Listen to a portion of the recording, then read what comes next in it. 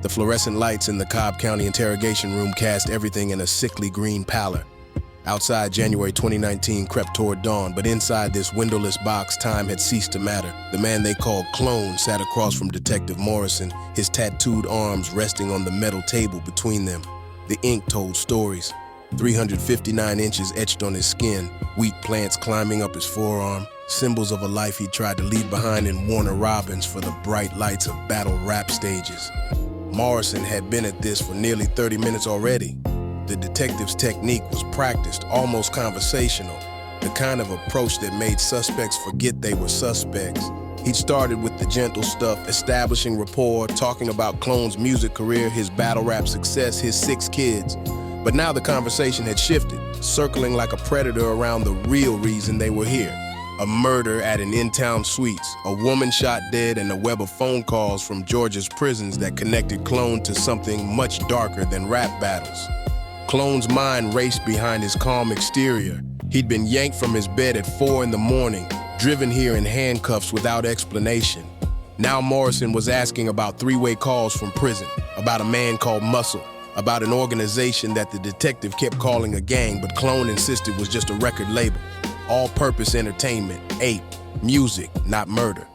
The detective leaned back, studied Clone's face. Then he asked the question that would change everything. Chapter 2, 3 words. Morrison's voice carried the weight of someone who already knew the answer. So Muscle, he started this entertainment company?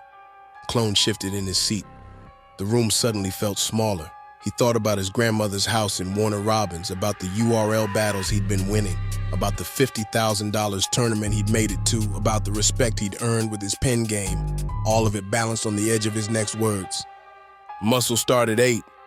3 syllables that would echo through battle rap forums and street corners for years to come. Morrison didn't let them hang there long. So he started 8 gang? The word gang hit the air like a judge's gavel. Clone heard himself say yes before his brain could catch up with his mouth. In that moment, in that fluorescent lit box, he'd crossed a line that couldn't be uncrossed. Chapter 3, the names. What followed was a cascade.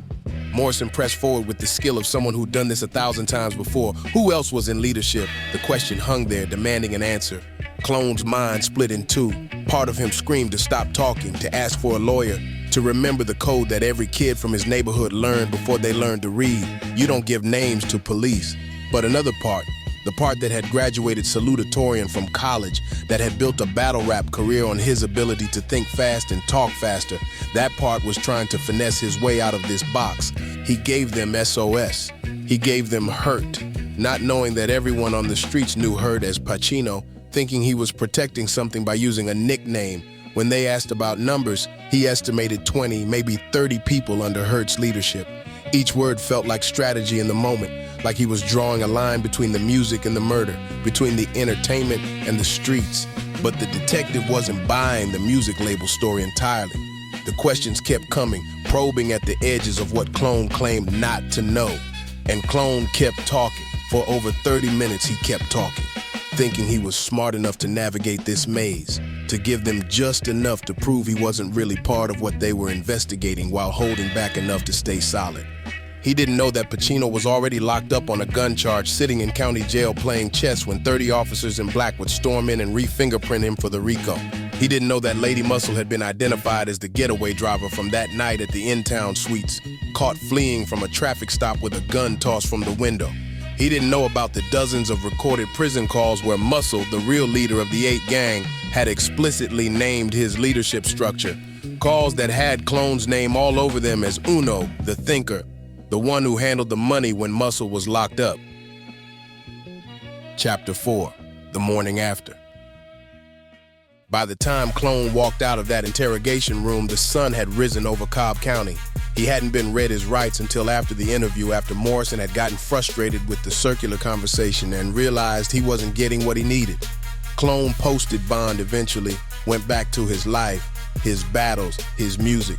He thought he'd navigated the situation skillfully, thought his college education and quick thinking had saved him. Won some, lost some, built his reputation as one of the most creative writers in the game. He had no idea that in a prison cell somewhere, Pacino had received an email with a video file attached. No idea that Caesar was watching that same interrogation footage, his jaw clenching as he heard his street name, Hurt, come out of Clone's mouth attached to a number that made him sound like a general in an army he'd never enlisted in. Chapter 5, 4 years later. By 2023, the RICO case was ancient history in street time. Everyone had taken their pleas, done their time, come home, or were still serving. Clone had gotten the lightest sentence, time served for the year he'd spent in Cobb County Jail, plus probation. His $20,000 lawyer had worked magic, presenting character witnesses, Fox News reporters who'd done pieces on his battle rap success, proof of his college graduation, his role as a full-time father. Pacino had done over 4 years before seeing a judge. Caesar, too. Lady Muscle got 25 to life. The disparities in sentences raised eyebrows, whispered questions in prison day rooms and on street corners. How did the battle rapper walk when everyone else got buried? Then Pacino found the footage on YouTube. He'd been searching for battle rap content, perhaps looking for Clone's latest performance, when he stumbled across it. 31 seconds of Clone in that interrogation room. 31 seconds that had been sitting there for 6 months, uploaded by someone who thought they were providing ammunition for battle rap angles. 31 seconds that showed Clone saying 3 things that violated every code Pacino had ever lived by. Muscle started 8. He started 8 gang. Yes. Chapter 6, The Unraveling. Pacino watched the clip again, then again. Each viewing stoked a rage that had been simmering for 4 years. He thought about the bond hearing where Muscle had told them they needed to get Clone out, that Clone was solid, that Clone was their future, the battle rapper who would put money in their neighborhood. He thought about the 4.5 years he'd spent before seeing a judge, about the conspiracy charge he'd eventually pleaded to just to go home. He tried to reach out to Clone on Instagram. A simple message, "Why did you do it?" Clone blocked him immediately. That block was the match that lit the fuse. Pacino decided if Clone wouldn't explain himself privately, then the conversation would happen publicly. He had the full interrogation video from his discovery packet, all 30+ minutes of it. He had the parts the culture hadn't seen. Clone estimating how many soldiers were under Hurt's command. Clone trying to dance between admitting leadership structure while claiming it was all music business. Chapter 7, The Revelation. The battle rap world loves drama almost as much as it loves bars. When the footage hit the forums and group chats, it spread like wildfire. Blog sites picked it up. Battle rappers chose sides. The word rat started appearing in comment sections, a scarlet letter in a culture that prized authenticity and street credibility above all else. Clone watched his phone explode with notifications. People he'd considered friends were questioning him publicly. Battle leagues were reconsidering bookings. The same culture that had celebrated his pen game was now dissecting his every word from that interrogation room, playing detective with his life. He tried to explain, posted videos showing his paperwork, pointing out that SOS was never indicted, that Hurt's name never appeared in the official documents, only Pacino, that the murder charge against Lady Muscle came from her being identified as the getaway driver, not from anything he'd said. He showed the recorded prison calls that proved the police already knew the leadership structure before he ever sat in that room. But the streets have their own court system, and in that court, the verdict was already in. You don't say names to police, period. It doesn't matter if those names were already known. It doesn't matter if you were trying to finesse your way to freedom. It doesn't matter if you never testified in court. You don't say names. Chapter 8, Hip Hop is Real. Ray and Knowledge from the Hip Hop is Real podcast had covered plenty of street politics that bled into hip hop, but this situation was different. Clone reached out to them directly, desperate to clear his name, carrying hundreds of pages of discovery documents and flash drives with video evidence. He drove 2.5 hours to meet them, determined to prove his innocence in the court of public opinion. The interview was tense. Clone spread the paperwork across the table like a lawyer presenting evidence. He pointed to the table of contents, showing his co-defendants, emphasized that none of the names he'd mentioned had led to charges, explained his strategy in that interrogation room. He'd been trying to establish AP as a legitimate business, trying to separate the music from the murder. But even as he explained, you could see the weight of what he'd done settling on his shoulders. The rationalization was clear. He thought he was smart enough to talk his way out of trouble. Thought his college education made him clever enough to navigate the interrogation without truly cooperating. But the streets don't grade on a curve. Chapter 9, The Other Side. 24 hours after Clone's interview, Pacino and Caesar sat in those same chairs. Where Clone had come with paperwork and explanations, they came with raw emotion and street logic. Pacino's story was simple. He'd been playing chess in county jail when the RICO hit, 4.5 years before seeing a judge. And the whole time, Clone's words echoed in the discovery, identifying him as leadership, estimating his soldiers, confirming the structure of an organization Pacino claimed was just about music until Clone made it about more. Caesar's anger was even more personal. He was hurt. Clone had said his name without even knowing him, had estimated 20 to 30 people under his command, had given the police a roadmap they might not have had otherwise. The fact that Clone thought using street names instead of government names was somehow protective only made it worse. It showed he knew he was doing something wrong, but thought he was clever enough to do it halfway. They revealed something else too.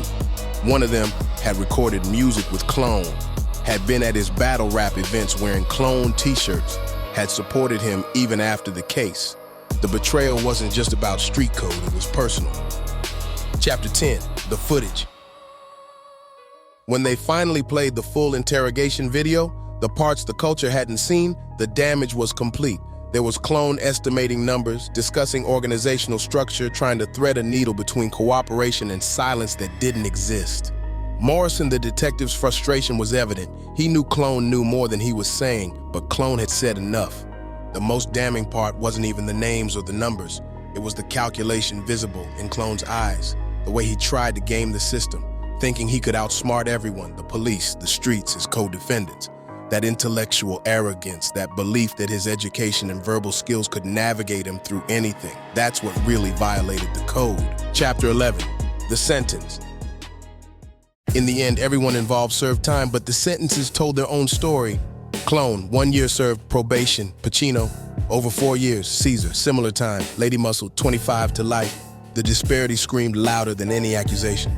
Clone's lawyer had been worth every penny of that $20,000, presenting him as a battle rapper caught up in something beyond his control. A father of 6, a college graduate, someone with Fox News features and a promising career. The judge had been fair, Clone insisted, had seen through to who he really was. But fairness in court doesn't translate to fairness in the streets. Every light day Clone got while others sat in cells, every battle he won while they couldn't even make commissary, every interview where he talked about doing time for something he didn't do while they did hard time for things the police knew about because of recorded prison calls, and yes, because of his words, it all added up to a debt that couldn't be paid with explanations or paperwork. Chapter 12, Battle Scars.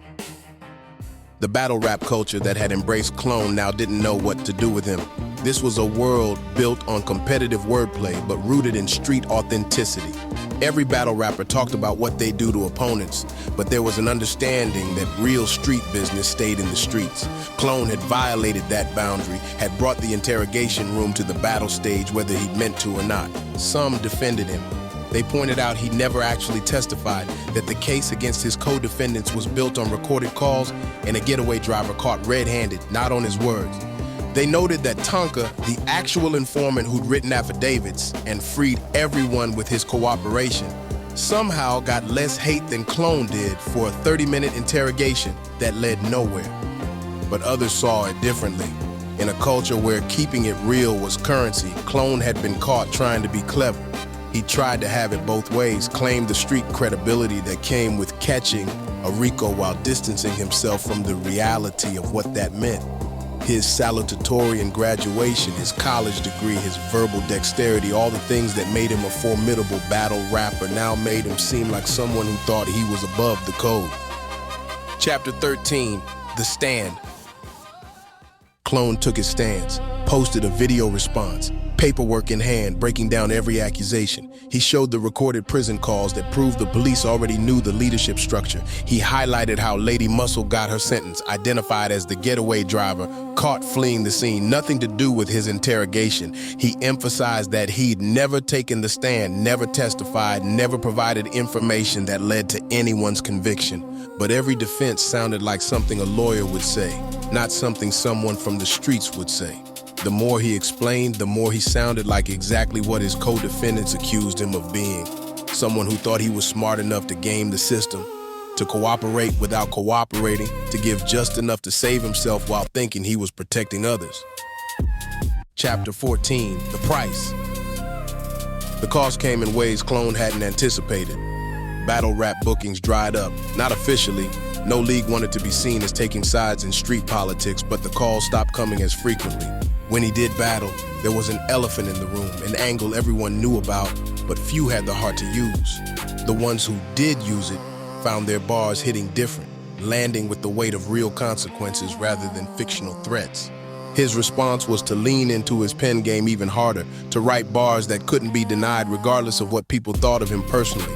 But battle rap is as much about persona as performance, and Clone's persona had been irrevocably altered. He wasn't just the creative writer from Warner Robins anymore. He was the smart guy who tried to outsmart everyone and ended up played by his own cleverness. Clone had said names to police. The context, the strategy, the outcomes, none of that mattered. In their world, in the world Clone had claimed to be part of when he was facilitating three-way calls and handling money, there was only one rule that mattered, and he'd broken it. 3 words, 1 rat, can't get it back. You don't say names to the badge, that's facts. 31 seconds running back to back. 3 words, 1 rat. Ain't no coming back. In Cobb County, light, sickly green, silence in the cell. Clones pen told stories, but tonight the ink tells. Detective circle, impatient report turned to a shell. 6 faces in his memory, battle stages helped him quell. He's plotting, minds racing, college wisdom on the track. Chasing freedom in the system where they hope you crack. 3-way prison calls, muscle moving in the black. Record label or a gang lines blurry till they snap. 3 words, 1 rat, echo always never fade. Muscle started 8, now the judgment's been made. Minutes running back, 31 play by play. 3 words, 1 rat, ain't no lawyer can say. Detective wants the roster, Clones conflict in his gut. Strategy and silence, but the code says keep it shut. Drop names like nicknames, SOS Hurt in the cut. Thought he danced around the truth, but the angles never shut. Didn't know Pacino K'd up, Caesar hearing every claim. Didn't know Lady Muscle story, gun tossed in a lane. Didn't know those prison calls already spoke his name. Thought being clever kept him safe, but the street don't play that game. 3 words, 1 rat, echo always never fade. Muscle started 8, now the judgment's been made. Minutes running back, 31 play by play. 3 words, 1 rat, ain't no lawyer can say. Hey, it's the Algorithm Institute where the stories are told. From the battle rap culture speaking facts that we know. It's the Algorithm Institute, go like and subscribe. If you digging the content that we provide. If you listen to us, you ain't hearing no lies. We better than the mother bloggers all combined. It's the Algorithm Institute of battle rap. It's the Algorithm Institute of battle rap.